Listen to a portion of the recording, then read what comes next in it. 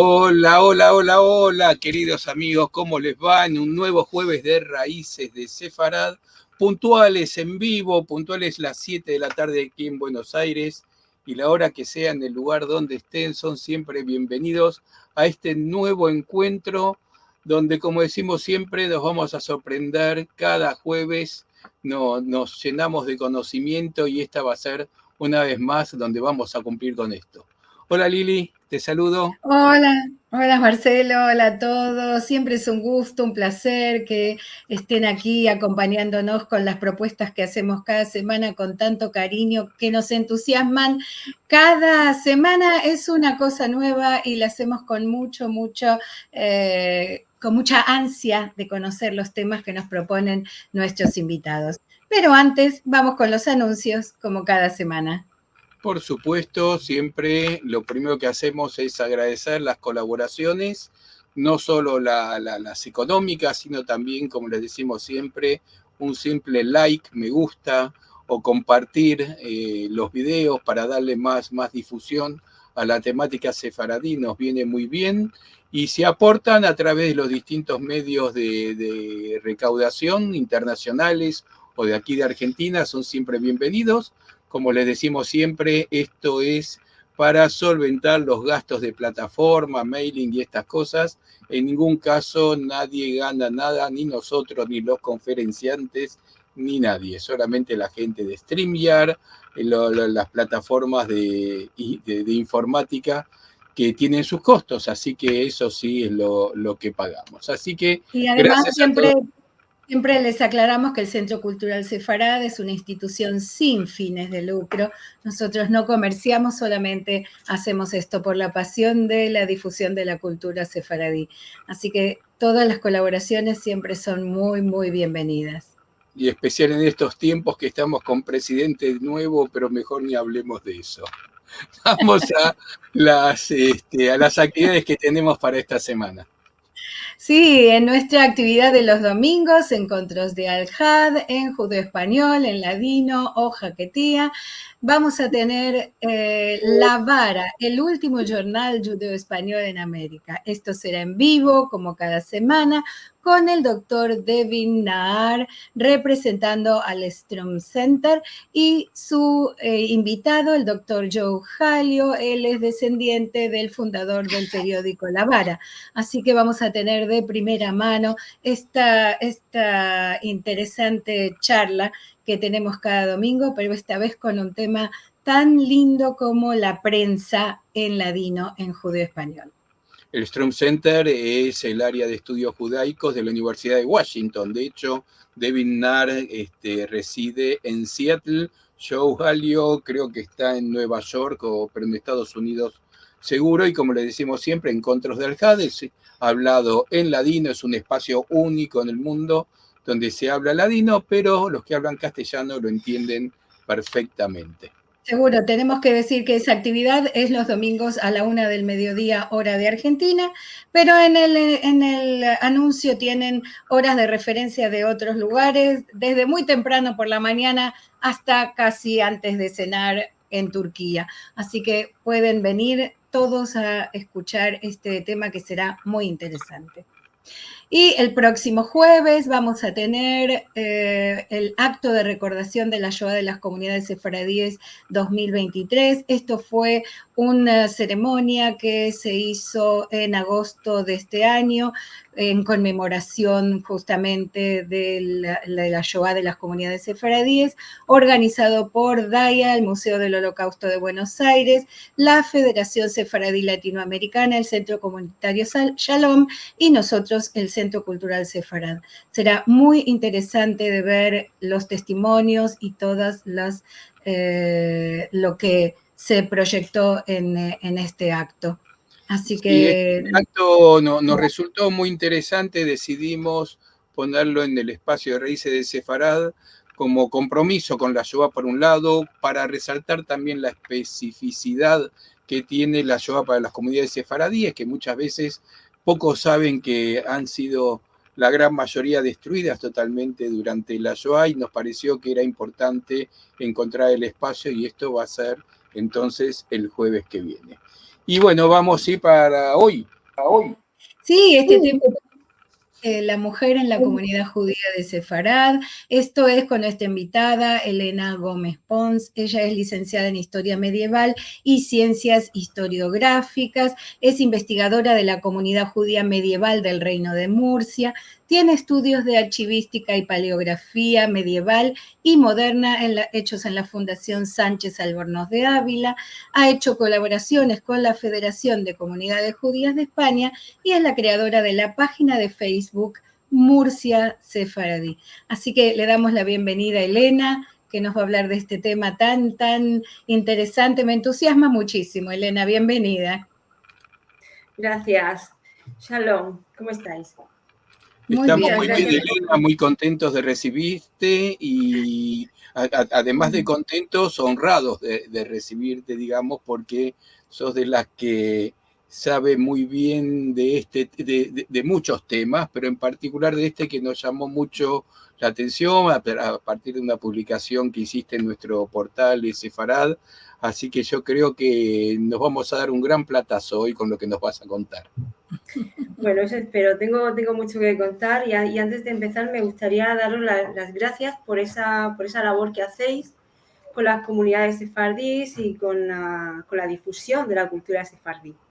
Muchísimas gracias, de verdad. Gracias a ti. Aquí voy a poner tus imágenes y estamos en tus manos.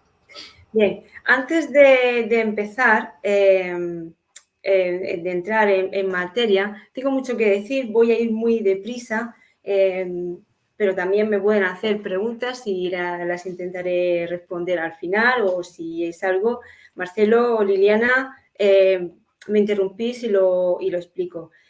Si digo alguna palabra extraña o palabreja, también la voy a explicar. Bien, vamos a ver. Antes de empezar, voy a explicar qué es eso de la Edad Media. Son 1000 años, desde la época visigoda hasta los Reyes Católicos.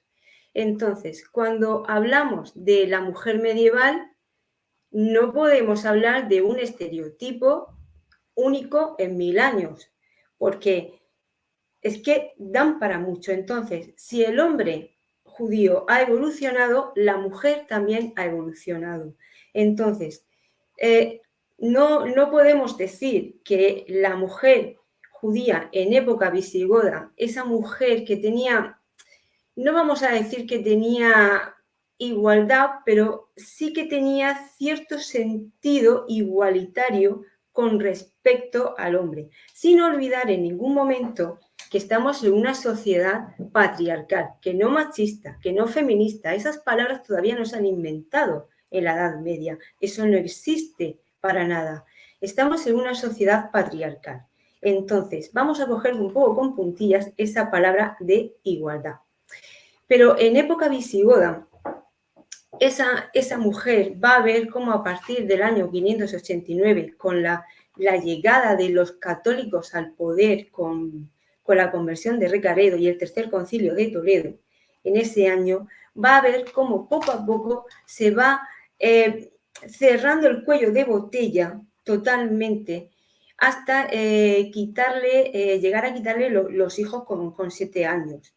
De obligarles a convertirse y si no, la expulsión, hasta que ese rey, vamos a llamarlo rey, porque lo era, Égica, en el año 694, va a tener la genial idea de ir un paso más allá y no solamente va a expulsarlos, sino que los va a esclavizar.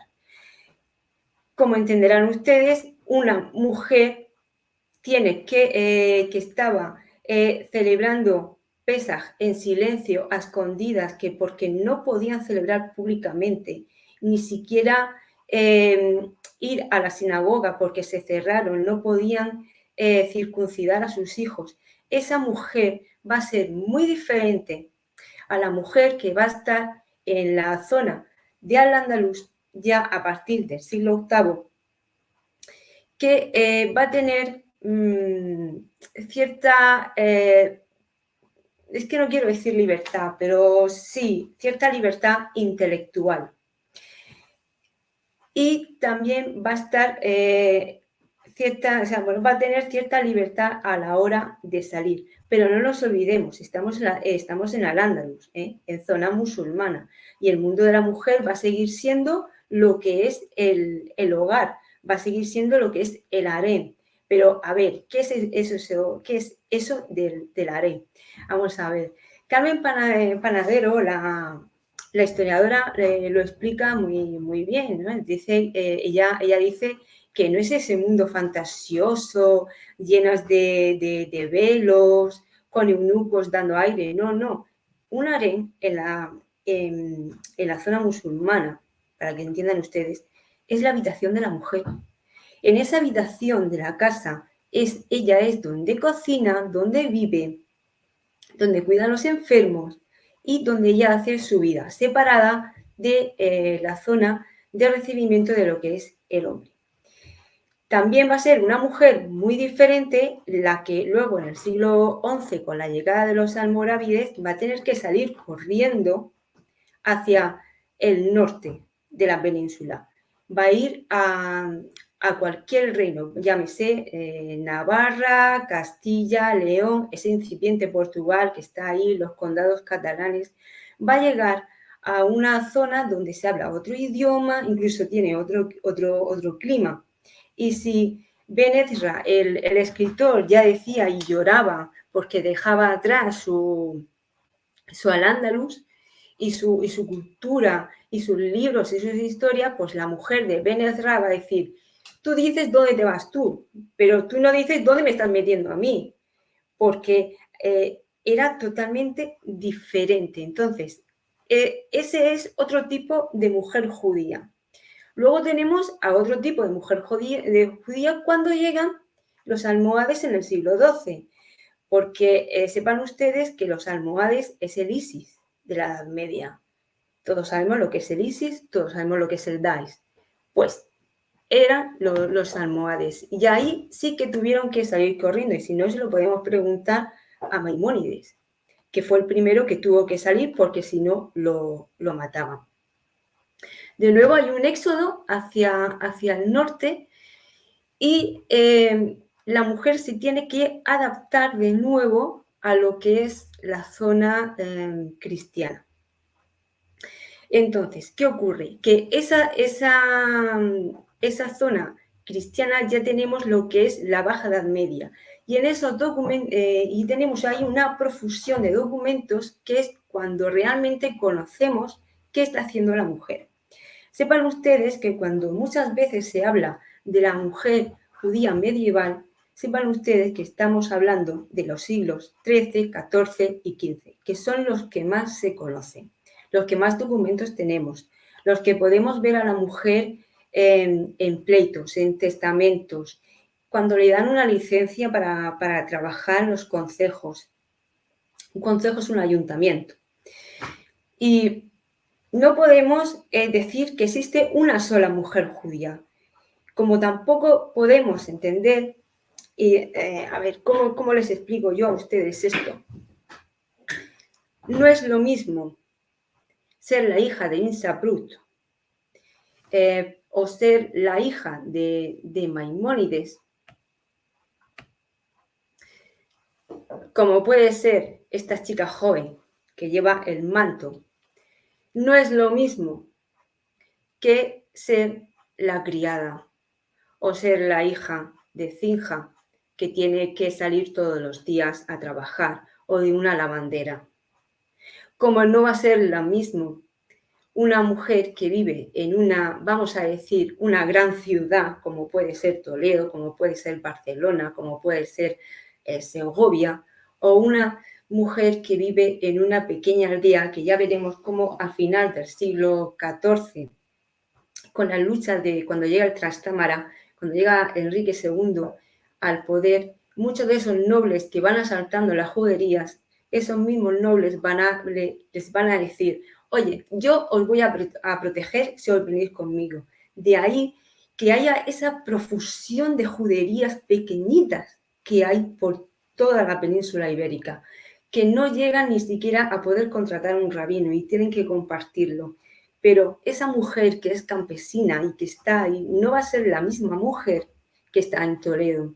Al igual que una mujer que está en una ciudad como puede ser Burgos, no es la misma que nuestra Ceti, nuestra Marian, que es de la ciudad de Murcia, una ciudad de frontera, donde tiene a 20 kilómetros el reino de Aragón, a 50 kilómetros el reino musulmán de Granada, que viene cada X tiempo, cada muy poco tiempo, viene, te secuestran, te llevan.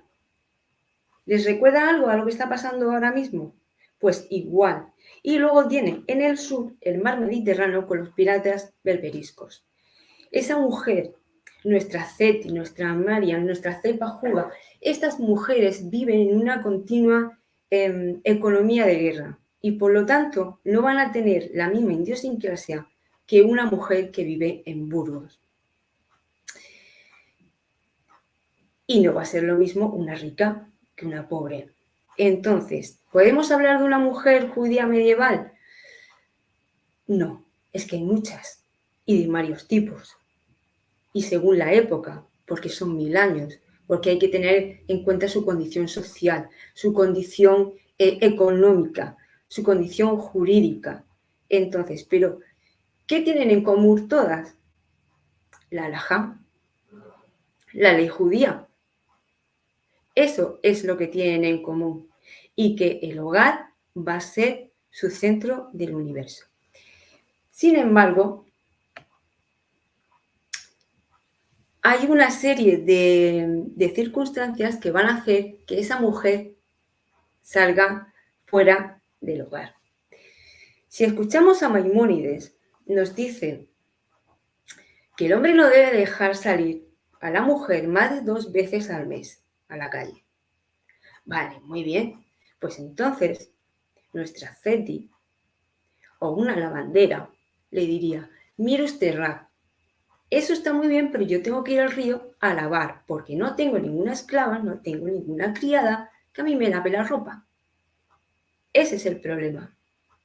Entonces, la mujer trabaja en la casa, pero también trabaja fuera. Eso, según el profesor Cantera, es muy moderno y no voy a decir que la mujer judía era mucho más moderna que la cristiana, porque las cristianas también salían a trabajar. Pero solamente espero que esa imagen que tienen ustedes de la mujer judía sumisa al marido que no salía de casa, espero que después de esta conferencia sepan que lo mismo trabajaba en casa que fuera. ¿En qué podía trabajar una mujer? Bueno, si no tenía estudios, estudios, ahora veremos lo que es tener estudios. No es que estén en la universidad ni que tengan bachiller. Si no tenían ciertos conocimientos, pues trabajaban de criadas. Solían ocuparse de lo que es la cocina porque ellas manejaban lo que es el kashrut. Sabían que se podía mezclar, que no se podía mezclar, qué tipos de alimentos. Y eso una esclava mora, para los que no son de España, los musulmanes en España son moros y así se les conoce en los documentos. Una esclava cautiva mora se dedicaba más bien a la limpieza, que es la mujer que vemos ahí en la diapositiva que está fregando el suelo. Mientras que la mujer judía se ocuparía más de cosas tipo de cocina. ¿Qué oficios podían hacer? Bueno, todos. Tienen ustedes en la diapositiva una imagen de un taller de un sastre. Son los alfayates. Un alfayate es un sastre. Podían ser las mujeres alfayates, orfebres, colchoneras, tejedoras, bordadoras, chapineras. Las chapineras, el chapín es el zapato. Lavanderas, sederas. En el sur de la península se trabaja mucho la seda. E incluso maestra de niños hemos detectado que hay casos, uno muy famoso en Alba de Tormes. Y infinidad, todos los oficios que podía tener el marido, todos. Pero hay un oficio en el que destacaba mucho y es la plañidera. Era muy famoso. Las mujeres cristianas también eran plañideras, pero las mujeres judías, digamos que destacaban. Y las mujeres judías de Sevilla eran las mejores. ¿Pero qué es esto de una plañidera? Bueno, la mujer cristiana, digamos que no estaba bien visto que llorara en los entierros. Y las plañideras lo que hacían era que acompañaban en el entierro y mediante, con un velo negro, con un pandero, digamos que se tiraban del pelo, lloraban de forma muy, muy histriónica, muy teatral, lamentándose, así en plan, ay, ay, así, muy, exagerando mucho las cosas, ¿no? Incluso llevaban vasijas con las lágrimas y se las echaban hacia el muerto. Ay, una cosa muy... Y las judías lo hacían muy bien. Y se ganaban muy bien así la vida. Vamos a ver, seguimos con los oficios. Podían ser boticarias, porque el marido era boticario. Especieras, porque el marido era especiero. Pergamineras, regatonas. ¿Qué es eso de las regatonas? Si ustedes se dan cuenta en esta diapositiva, hay un médico y un boticario. Sabemos que hay un médico porque ellos llevaban lo que es una aljuba roja. Y el boticario es judío porque lleva el sombrero triangular.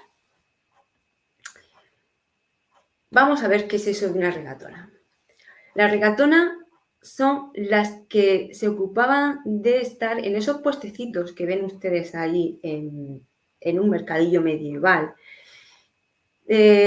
Comerciaban, digamos, al por menor. Se solían poner en las puertas de las juderías, en las plazas, e incluso cuando había mercado semanal en la plaza donde tocaba estar.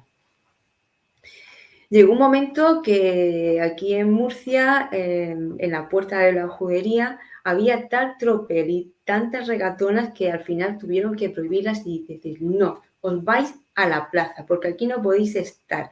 Porque uno entraba con la puerta, se tiraba los puestos y al final muchas lo que hacían era que estaban en las puertas de su casa y ahí ponían que vendían cebollas, que si berenjenas, que si limones, lo que pudiera haber. Siempre al por menor. Y como no, por favor, el oficio por excelencia. O sea, es que no hay novela histórica en el que no salga una curandera o una hechicera judía. Es que ese es el prototipo. Las curanderas las he puesto aquí y no las he puesto ahora verán en la siguiente diapositiva. Están aquí porque digamos que eran los médicos de los pobres. No se podían pagar un médico, físico, vamos a hablar correctamente en lenguaje medieval, físico. No se lo podían pagar y entonces acudían a estas mujeres que solían ser mujeres marginales que vivían en las afueras, en los arrabales y que muchas veces simplemente por comida, pues a lo mejor te daban una infusión o te daban cualquier amuleto o simplemente te engañaban.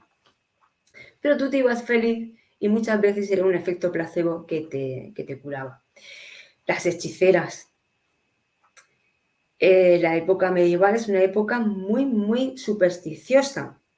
Siempre tenemos la imagen esa de esa hechicera con esos símbolos cabalísticos que todavía no entiendo qué es un símbolo cabalístico, la verdad, porque muchas veces se leen en las novelas históricas o se ven en películas, dice, ¡ay, la hechicera judía!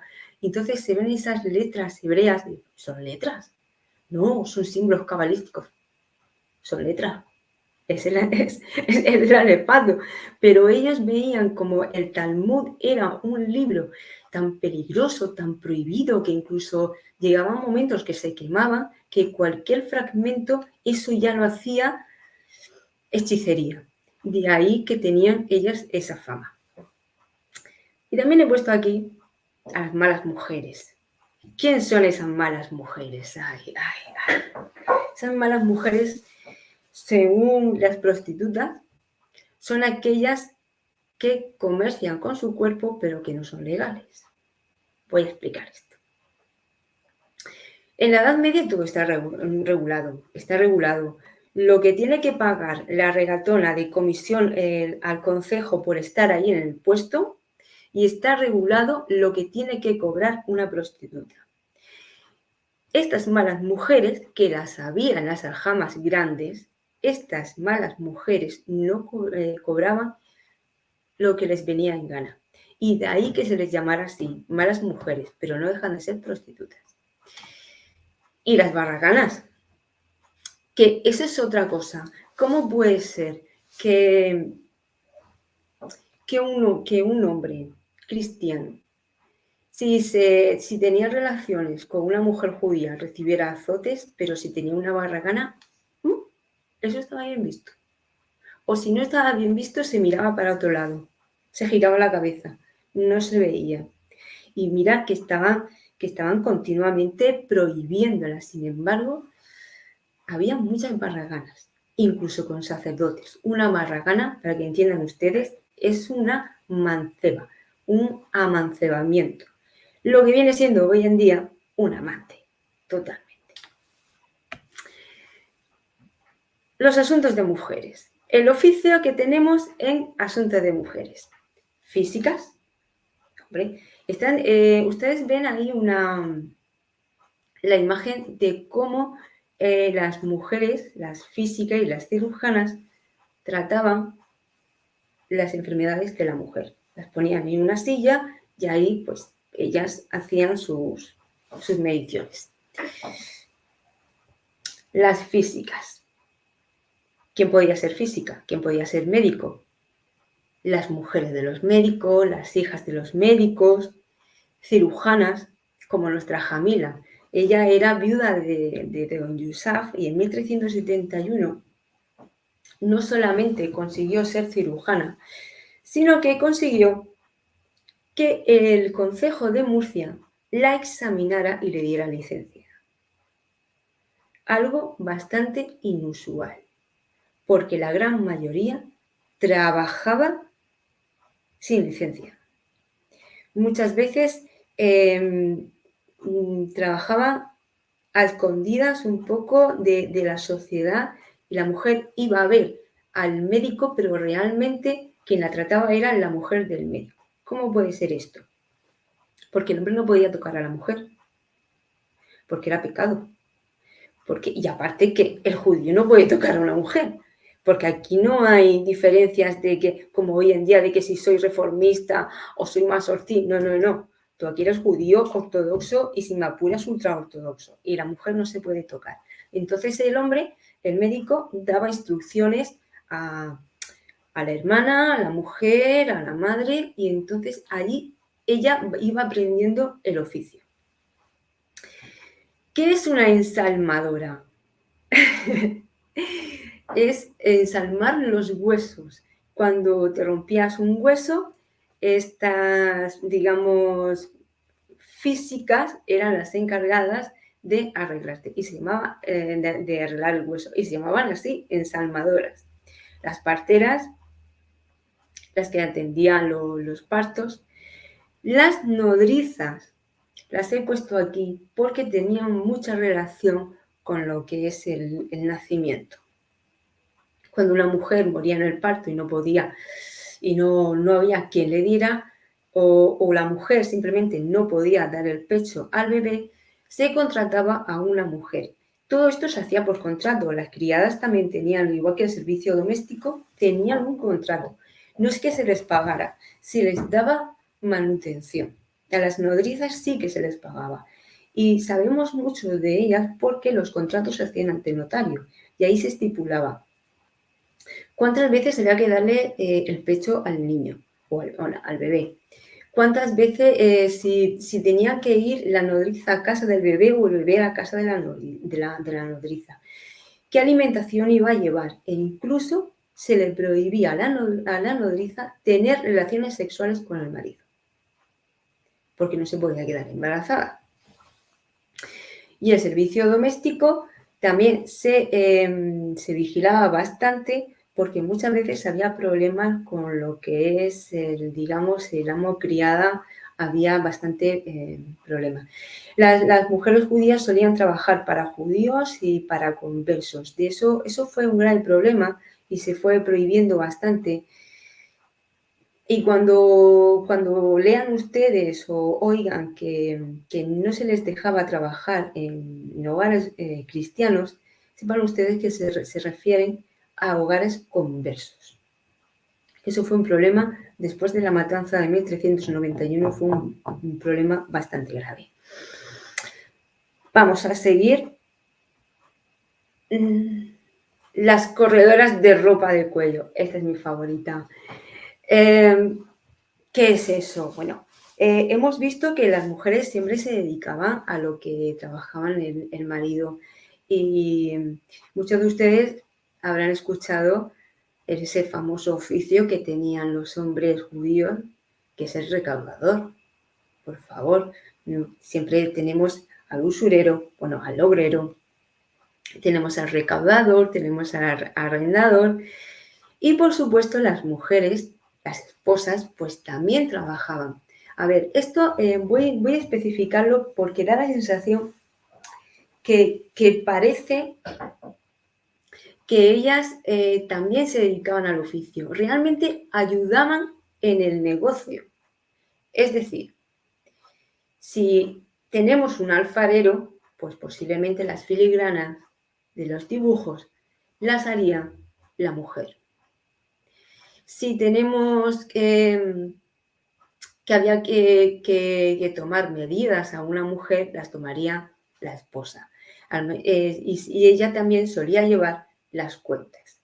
No es que ella también fuera sastre, que también lo era, pero digamos que era el apoyo del marido, porque ella trabajaba en casa y ella se ocupaba de la casa, pero también era el apoyo en el negocio del marido. Y aquí tenemos a las fiadoras, que por ley, según el Concejo de Murcia, estaban obligadas a ser fiadoras, a ser avalistas de sus maridos cuando eran corredores. Un corredor es un intermediario. Entonces, ponía en contacto a un vendedor con un posible comprador. A cambio, él se llevaba una comisión. Podía ser corredor de bestias, corredor de libros, de redoma, que son el vino, de aceite. Podía ser cualquier cosa, e incluso casamenteros. Entonces, la mujer estaba obligada a ser su fiadora, pero claro, antes tenía que pedir licencia al marido, porque, vuelvo a repetir, estamos en una sociedad patriarcal, no piensen ustedes que porque yo estoy diciendo esto, aquí estoy hablando del empoderamiento de la mujer judía medieval, hasta cierto punto, porque ellas tenían que pedirle permiso. Entonces, él se lo otorgaba: te otorgo mi permiso para que seas mi fiadora. Entonces se iban a la sinagoga y con los rollos de la Torá juraban que le iban a vender las casas. Bueno, ahí había como una especie de, estaba todo estipulado, pero juraban en la sinagoga y siempre con el permiso del marido. ¿Qué es una corredora de ropa de cuello? Pues la ropa, creo que, no sé si se ve bien en esa diapositiva, es un vestido. Es la ropa que se mete por el cuello. Estas mujeres iban por las calles o por las casas y entonces vendían la ropa de nueva y de segunda mano, pero también vendían esas pequeñas joyas de oro, de plata. Solían vender todo lo que es referente a la mujer, incluso algún perfume. Desde 1362 hasta 1403 tenemos a Zinja, a Zeti, a Dona, a Jamila, a Cepa Juga, a Mariengo Mersano, a Toledana, a la Dama Teri.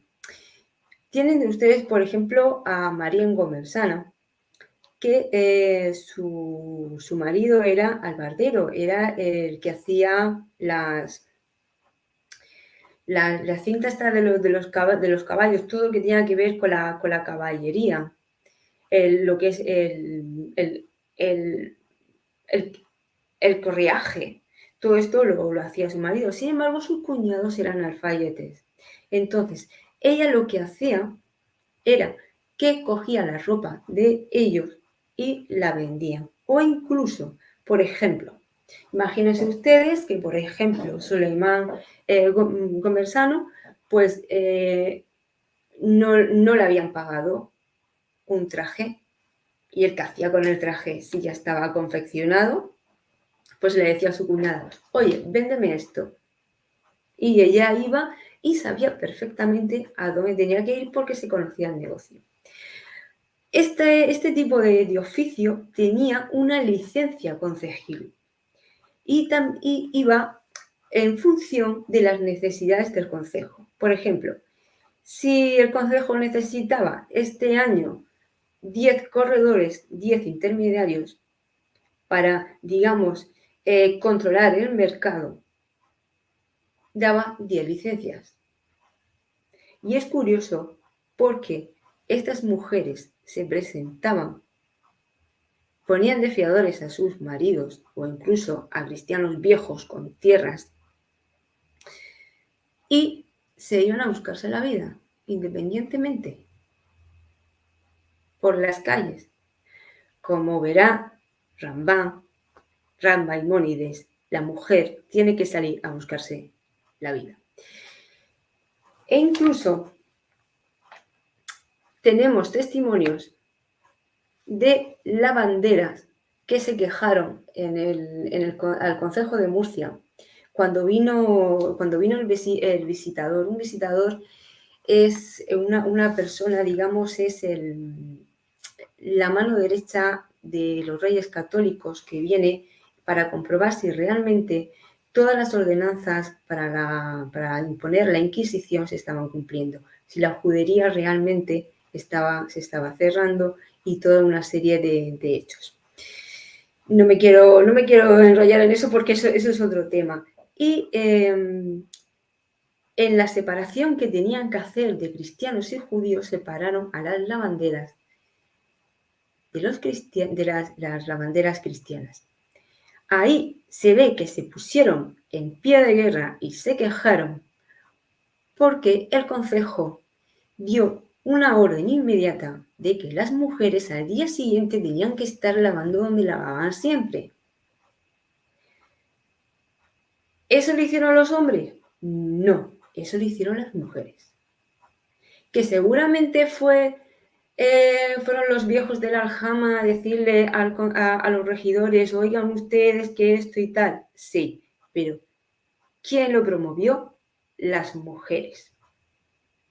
Aquí tienen ustedes, les he puesto una imagen de la serie Herederos de la Tierra, que las protagonistas son las dos chicas que se ven delante, que son aprendizas de físicas. Una será la malísima, Regina, que no dudará en convertirse al cristianismo para poder profesar el oficio de médico, que ese es otro hándicap que tenía la mujer judía, que solamente podía tratar a mujeres judías. En teoría. La educación de la mujer. Bueno, como he dicho antes, no es que no fuera a la universidad, es que no ni siquiera iban los hombres, es que no existía la universidad y si existía estaba solamente para los clérigos. Entonces, ¿cómo se educaba a la mujer? Porque la mujer no iba al colegio como todos los chicos judíos. No, ella se educaba en casa. Y a los 10 años, más o menos, si se podía meter de aprendiz a colchonería o con una mujer que hacía chapines o una chapinera, lo hacía. Aprendía un oficio, a hilar, a bordar, y eso es lo que hacía que consiguiera un marido ahí, porque las chicas se casaban a partir de los 12 años. Entonces, aprendía un oficio y buscaba ahí un marido. Entonces, si ven ustedes la diapositiva que hay aquí en la esquina, a mi derecha, hay una mujer con un libro. La mujer sí aprendía a leer y a escribir, pero ¿qué mujer lo hacía? Pues la que tenía acceso a los libros, es decir, las hijas de los rabinos importantes, la de los médicos, cirujanos, recaudadores, los corredores de libros, gente con mucho poder adquisitivo, porque un libro era un bien preciado. Uno no tenía un libro en casa, no. Eso no era bastante normal. De hecho, no era bastante normal que los hombres supieran leer y escribir, porque a lo mejor iban lo justo para aprender a leer y escribir, y enseguida muchos se iban a trabajar. Luego estaban los que sí se podían mantener estudiando y los que iban a la yeshiva, los que acabarían siendo procuradores, y esos tenían más facilidad, pero en general, recuerden ustedes que estamos en la Edad Media. No es que ahí no habían libros, la biblioteca no estaba abierta en la esquina, la gente no sabía leer y escribir, había muchísimo analfabetismo y eso también se veía en las aljamas. Menos, porque estaban obligados a aprender nociones mínimas, pero el hijo de un campesino o el hijo de un panadero no iba más allá de sumar 2 más 2, para que me entiendan ustedes. Iba lo justo y lo necesario. Por lo tanto, la mujer estaba todavía más por debajo de lo que era el analfabetismo, pero muchas tenían que aprender a leer y a escribir para poder ayudar a sus maridos.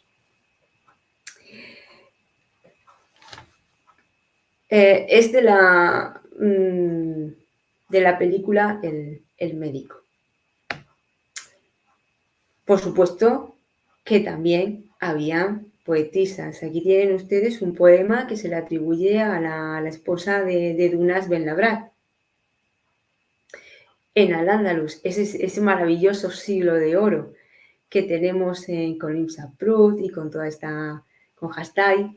Y dicen que la mayoría de obras pues, fueron hechas por mujeres. Desde luego ahí tienen abajo también la imagen de Miriam con el pandero, porque esas canciones se escribían por mujeres y para mujeres, ¿no? Bien, ¿qué ocurre? ¿Por qué ya no se ven tantas mujeres en el siglo XV? ¿Por qué ya no se ven las mujeres trabajando fuera de casa a partir de 1400 y poco? Eso se debe a las leyes de Ayllón de 1412, en el que prohibieron a los judíos ejercer una serie de oficios. Entonces, la mujer dejaba de hacerlo. Eso no quiere decir que no lo hiciera a escondidas y por la puerta de atrás, que seguramente lo haría, pero oficialmente no se le podía dar ninguna correduría ni se le podía dar ninguna licencia para ejercer la medicina. Pero no olviden ustedes que aunque no aparezcan en los documentos, seguían existiendo esas regatonas, seguían existiendo esas ensalmadoras, esas tintoreras y todos los oficios que podía hacer el marido, o al menos en el Reino de Murcia todavía se seguían haciendo.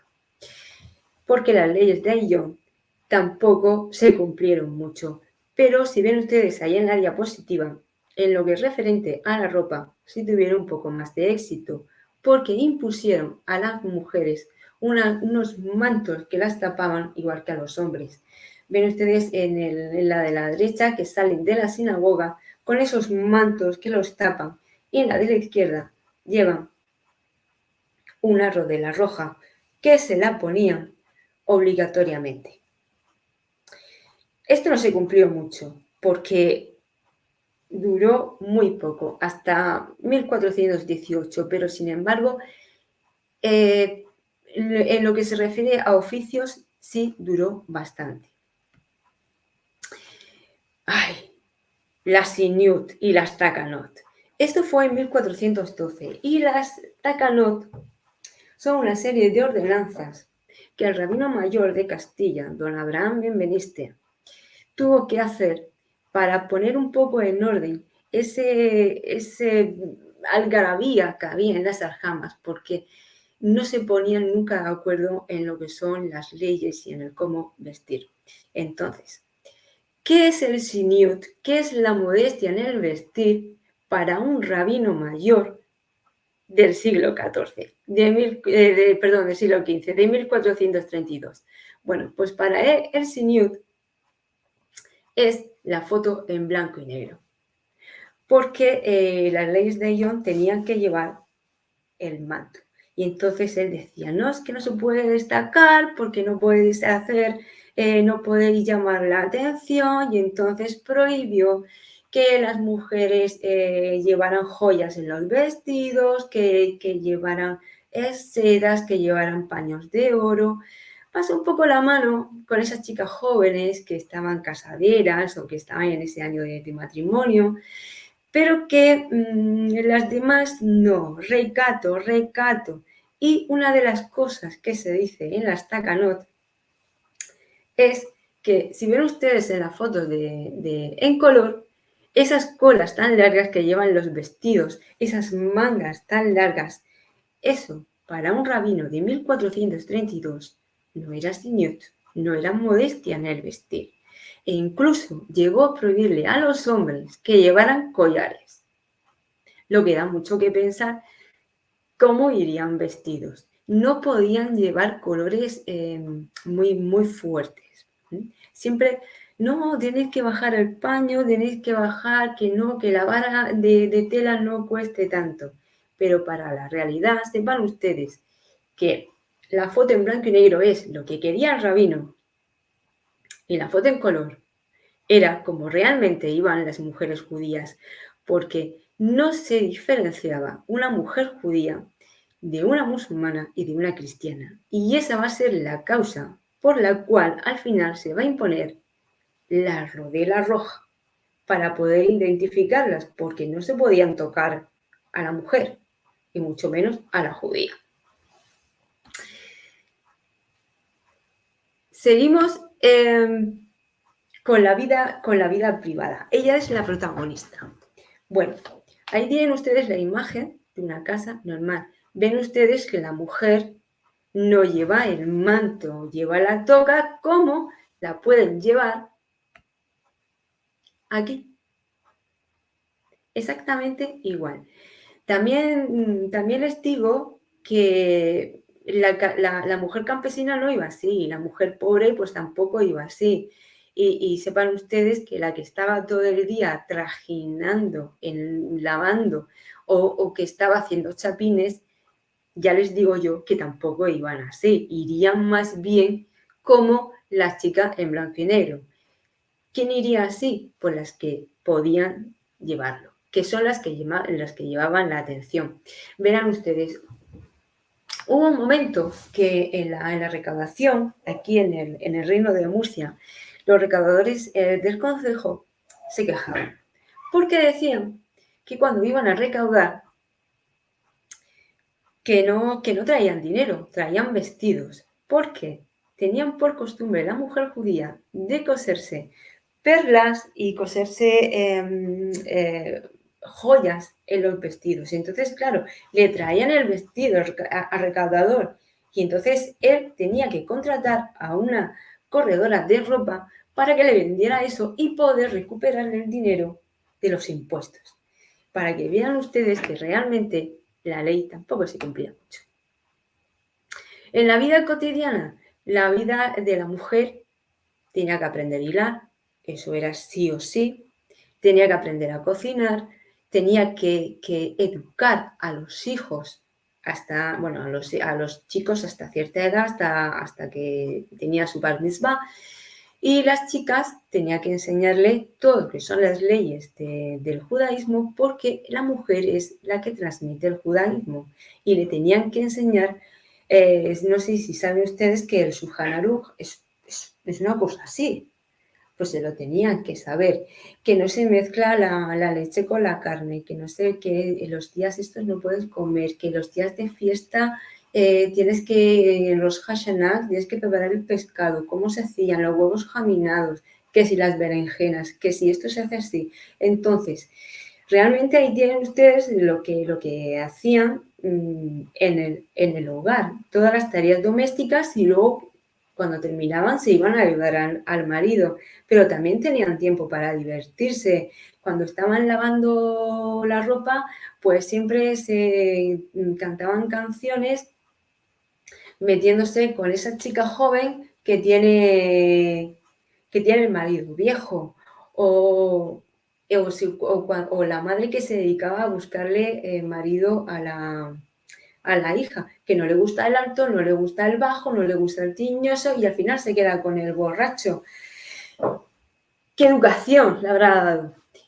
En el espacio que tienen reservado las mujeres, sí que es cierto que la mujer judía se cuidaba mucho más. Ya no es que fuera a la mikvé, al baño, sino que también tenían que entrar limpios a lo que es el Shabbat. Entonces, pues los viernes tenían un poco que asearse. Y uno de los mandamientos que tiene el judaísmo, uno de los 613, es que la belleza es una mitzvah, es una mitzvah. Entonces tiene que perfumarse. Y el perfume es uno de ellos. Incluso los hombres se perfumaban. Aquí tiene unas canciones, La galana y el mar, Decirle a mi amor. Mara Aranda ha sacado un nuevo disco que ella trabaja mucho en todo este tipo de canciones, Judith Cohen. Tiene usted, por ejemplo, a La puesta del río y Las esogras de ahora, que eso no tiene desperdicio, eso está totalmente de moda. El hogar kasher, hombre, no puede faltar en un hogar lo que es la dafina, el plato por excelencia sefardí del Shabbat. Eso no puede faltar, que se comía en familia.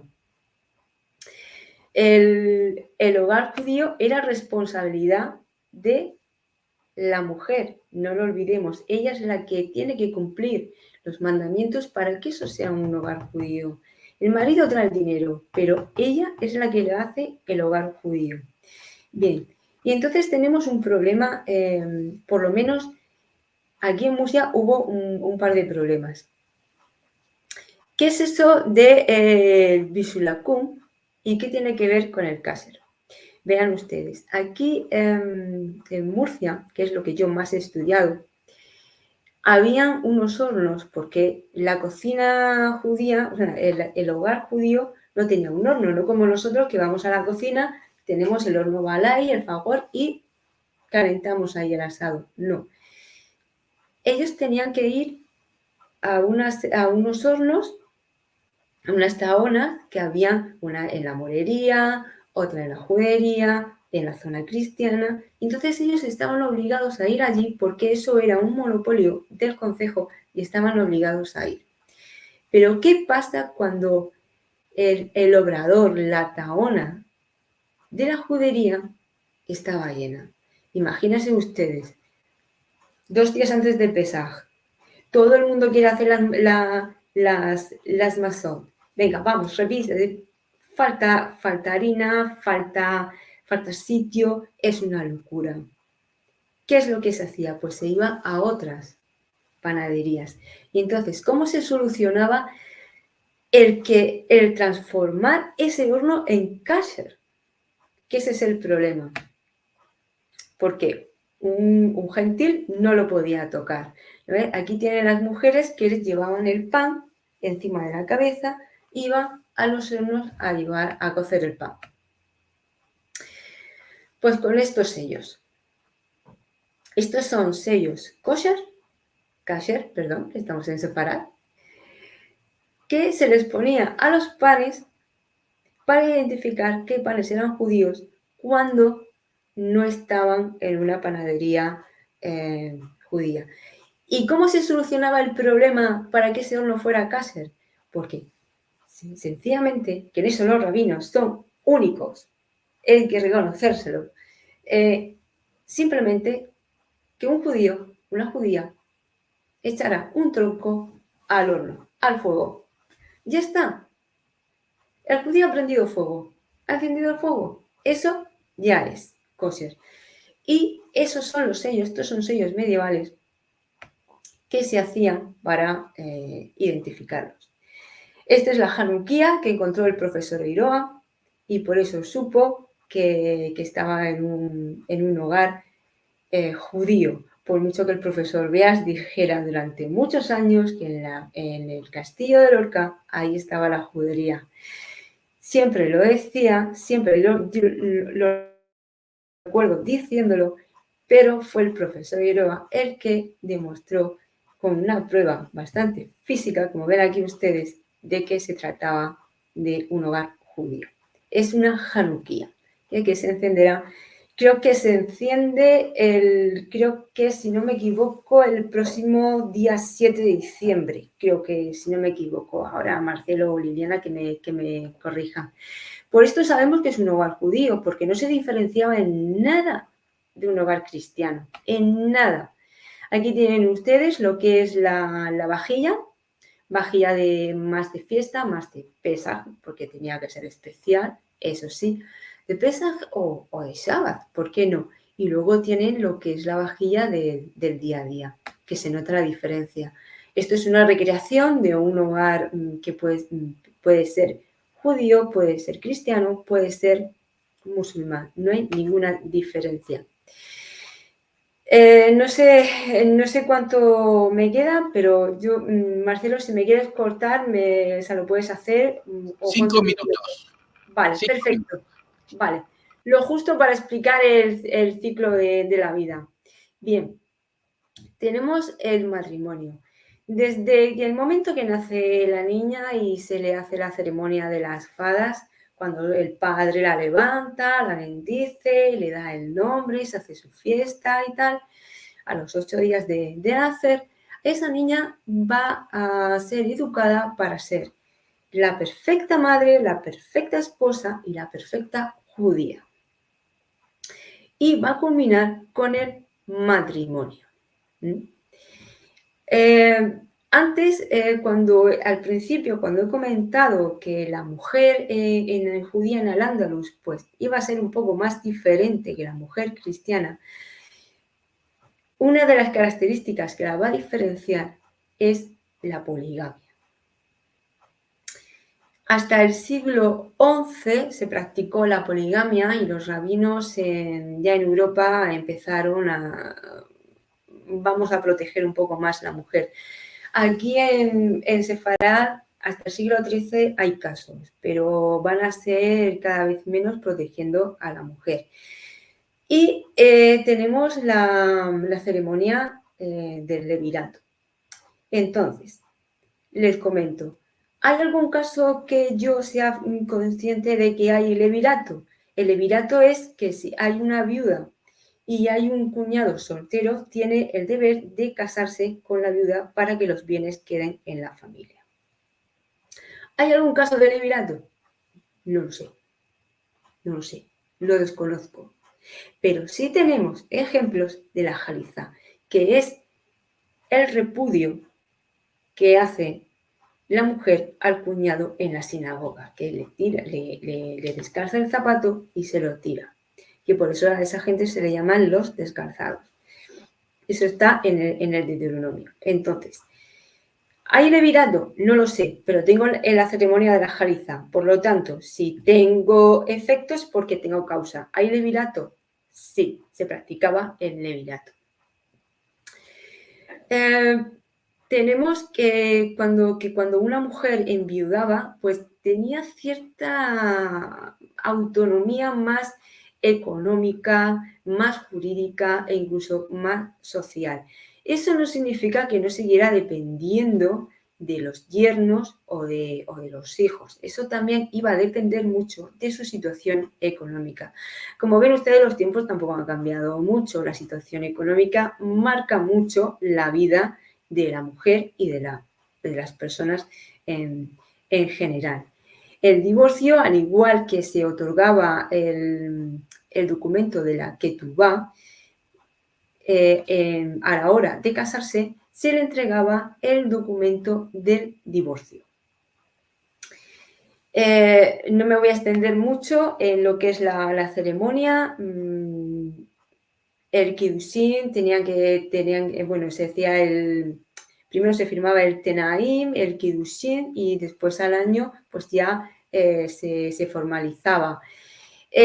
Aquí no teníamos yihud, no tengo constancia de que haya yihud. Esto es una ketubá donde el hombre y la mujer pues estipulaban lo que cada uno aportaba al matrimonio y las normas. Y aquí, en referencia al día que va a ser aquí en España, el 25 de noviembre, que es contra el maltrato de la mujer, el día de la violencia de género, me gustaría destacar que en muchas ketubás se ponía por escrito que era causa de divorcio el maltrato a la mujer.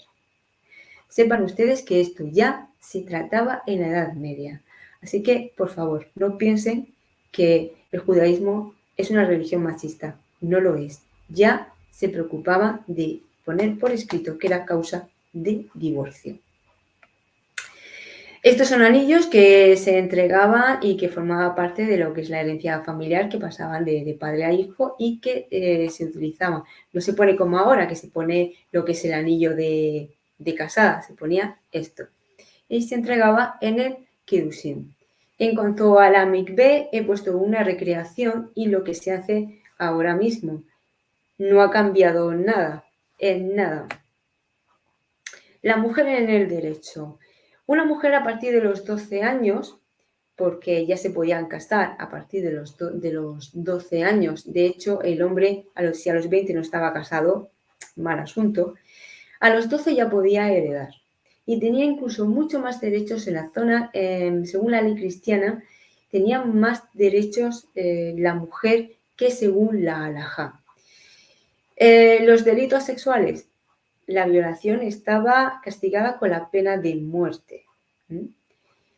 El adulterio. El adulterio. Vamos a ver. Esto estaba castigado con la pena de muerte si era un judío con una cristiana. Si no, habían azotes. Otra cosa muy diferente es el concubinato y el contubernio. El concubinato es lo que hoy en día podríamos decir, me voy a vivir con el novio. Sencillamente. Simplemente que ahí sí que se había hecho un kiddushin, pero no se había entregado lo que es la ketubá. Si había una separación, como antes había habido un kiddushin, había que entregar el get, que es el documento de denuncia, de separación. Entonces, en agravios, tenemos el caso de Moshe Aventuriel. Los Aventuriel eran una familia muy prominente de aquí de Murcia y don Moshe Aventuriel pues tenía que ser algún mozo, un muy buen mozo, porque incluso la madre de la chica que dijo estar agraviada se fue al concejo y de ahí se fue al Consejo Real, porque quería que se hiciera la pesquisa de lo que había pasado. Todos estos delitos están en el máximo secreto. Entonces, ¿por qué sabemos que existen? Porque luego los vemos en los pleitos de herencia. Ahí es donde sale. Si no, todo se calla. Y finalmente ya los testamentos, déjenme decirle que gracias a ellos sabemos qué ajuar había en los hogares y qué obras pías, a qué obras pías se dedicaban las mujeres, sobre todo a dar dinero a los pobres y a estar con los enfermos, a acompañarlos y a visitarlos.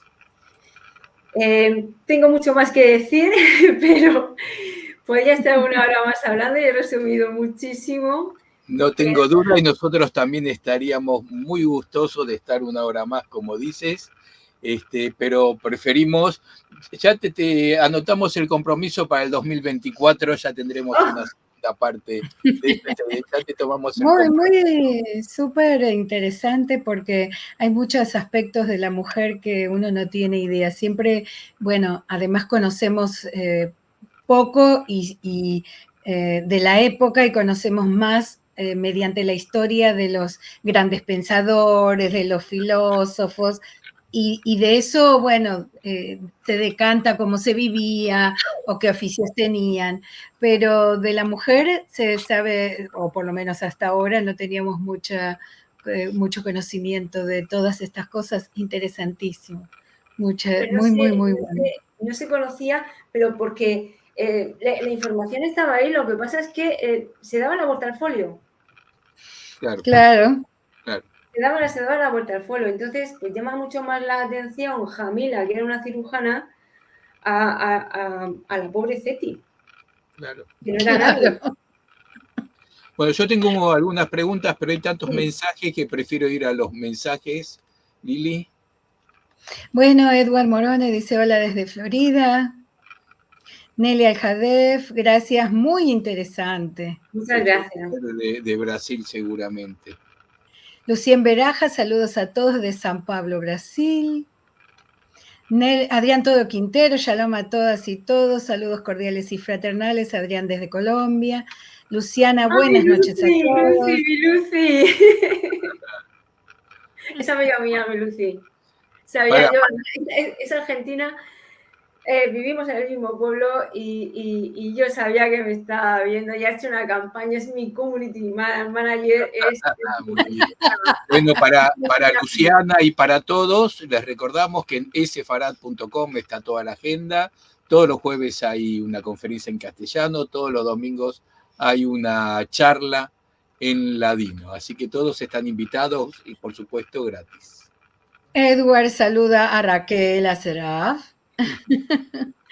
Nadia Levy, excelente, muy interesante. Me gustaría saber dónde ver las ropas típicas judías de esa época.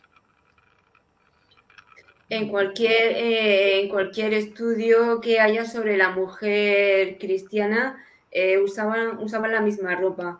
Si quiere ver algo más específico, pues tiene que ir, por ejemplo, a las cantigas de Santa María de Alfonso X, el que ahí va a haber muchas más ilustraciones de cómo vestían realmente, pero que no había ninguna diferencia. Recuerdo haber visto algunos vestidos en el Museo de Toledo, ¿no? Sí, pero eso es más norte de África. Te refieres, Marcelo, a lo que es la novia sefardí.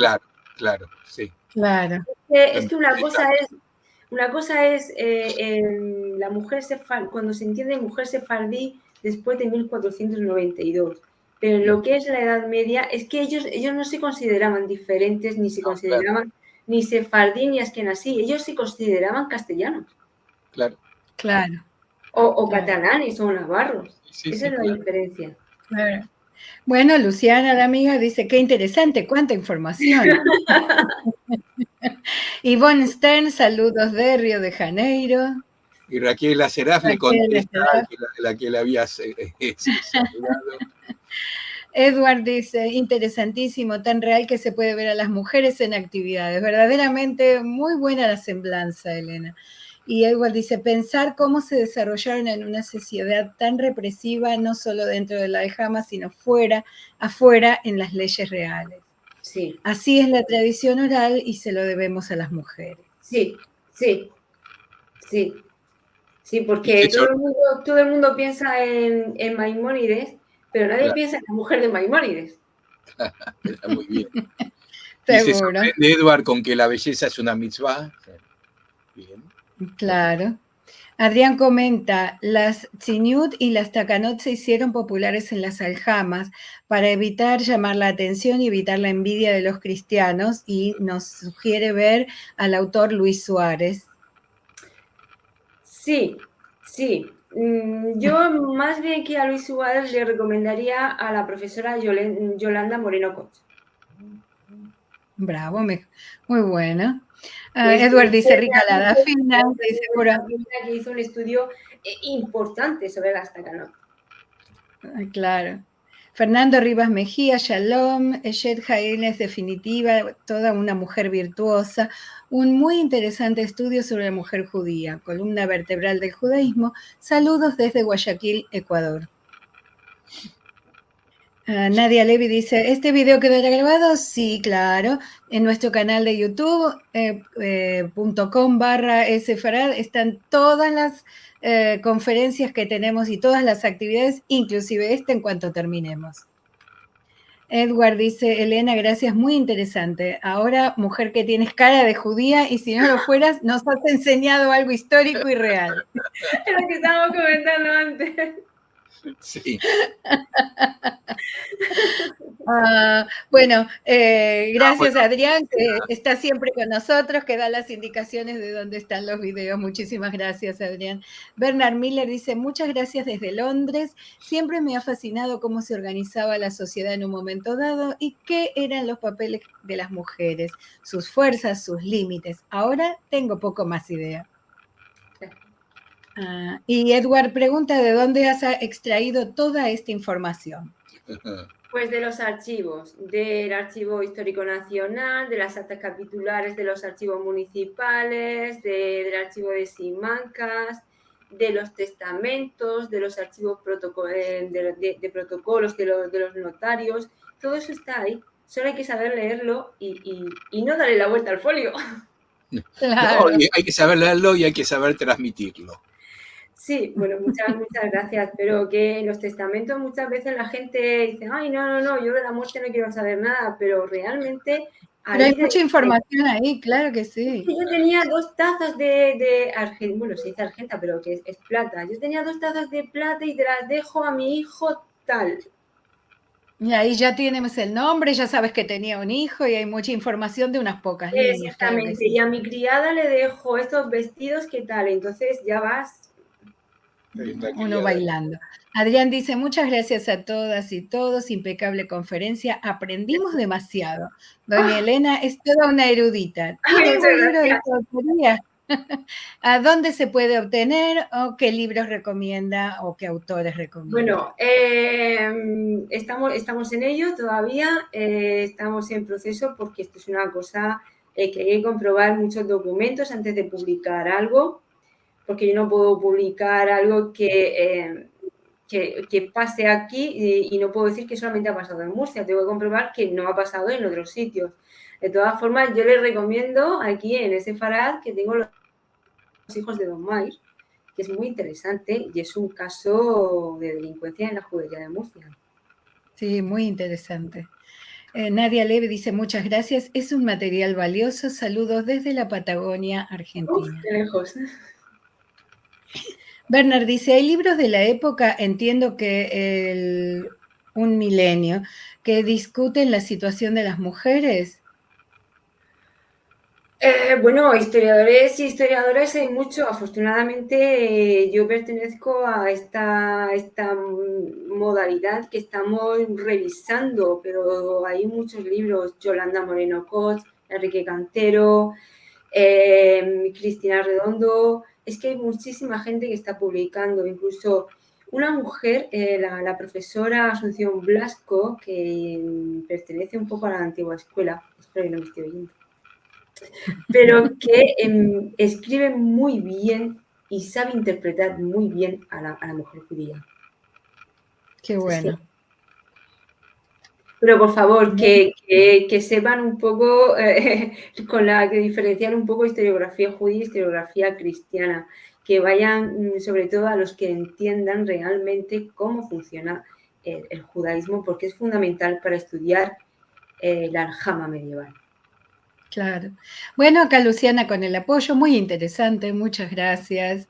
Y Edgar Iván Ramírez dice, doctora, ¿podría explicar un poco más las características del patriarcado, que no era ni es machismo, como se sabe? No tenemos mucho tiempo, lo puede hacer en 5 segundos. Era el padre el que tenía la tutela de las mujeres y de todos los hijos. Claro.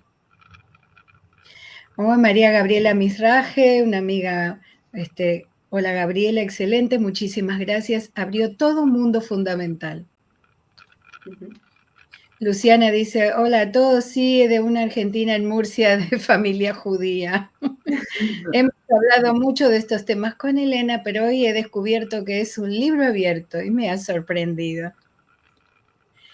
María Gabriela dice, me gustaría preguntar un poco más sobre las plañideras de ser posible. ¿Las judías plañideras asistían contratadas tanto a funerales de judíos como de católicos y musulmanes? Sobre todo de cristianos. Y Gabriela dice, sobre todo de cristianos. Claro, y mencionó a los católicos, pero no sé si también lo hacían con los propios y con los moros. Bueno, sí, acabas de explicar. Bueno, católicos, cristianos, que aquí no hay católicos todavía. Todavía no se ha inventado el luteranismo. Bueno, Luciana dice que mucho estudio, bravo. Edward, si bien son documentos reales, ¿qué pasó con documentos del Aljama? Bueno, vamos a ver, los documentos del Aljama suelen ser sagrados, muchos de ellos se los llevaron con la expulsión, pero lo que se hace con los documentos del Aljama es que se entierran en los cementerios judíos o se entierran debajo de las sinagogas porque no se pueden destruir. El más famoso, yo le recomendaría que leyera sobre la Geniza del Cairo. Por supuesto. Claro. Hay mucho escrito en sefarad.com sobre el tema. Seguro. Gracias, Bernard. Gracias a ti también. Y llegamos al final. Llegamos al final, maravilloso, ya podemos, con los mensajes, con los que no se animan a escribir no sabemos, pero con los que sí se animan podemos ver todo el abanico de países, ciudades y diferentes lugares donde la gente nos está mirando y eso también nos gusta mucho. Bueno, conocer... y porque aquí en Europa es muy de noche. Y como Werner, que siempre le alabamos que se queda hasta muy tarde para ver el programa completo. Sí, ya pasó la medianoche por allí, así que Elena, muchísimas gracias, la verdad. Y para ti también, que estás desvelada, Elena. No, esto ya es normal aquí. Está muy bien, está muy bien. Un tema interesantísimo, también novedoso, porque vemos que hay mucho interés, hay mucha búsqueda de información.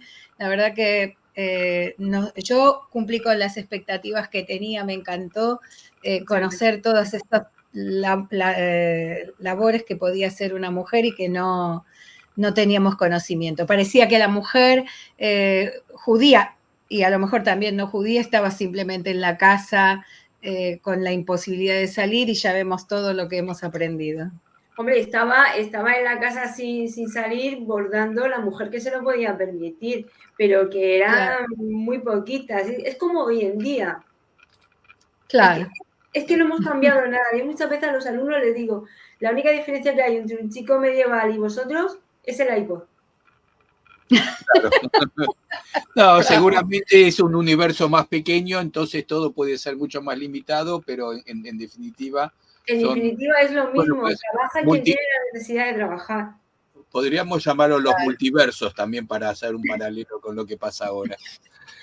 Bueno, pero nos tenemos que ir, tenemos el tiempo ya pasado, los convidamos a venir nuestra próxima actividad el domingo a la 1 del mediodía de Argentina. Tienen en el flyer otras horas de referencia. Vamos a hablar sobre la vara, el último jornal judeo-español de América, en vivo, como siempre, con el doctor David Nahr por parte del Strum Center y el doctor Joe Jalio, que es descendiente de los fundadores del periódico.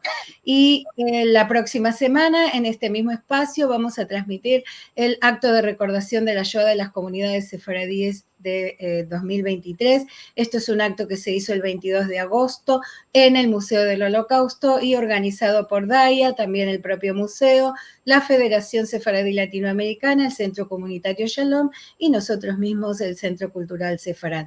Un acto muy interesante, muy emotivo, donde uno puede conocer un poco más sobre la historia de los sefaradíes durante la nefasta época del Holocausto, de la Shoah. Nos vamos que es tardísimo. Chau, nos reencontramos. Gracias. Gracias a todos. Y nos encontramos toda la información en sfarad.com.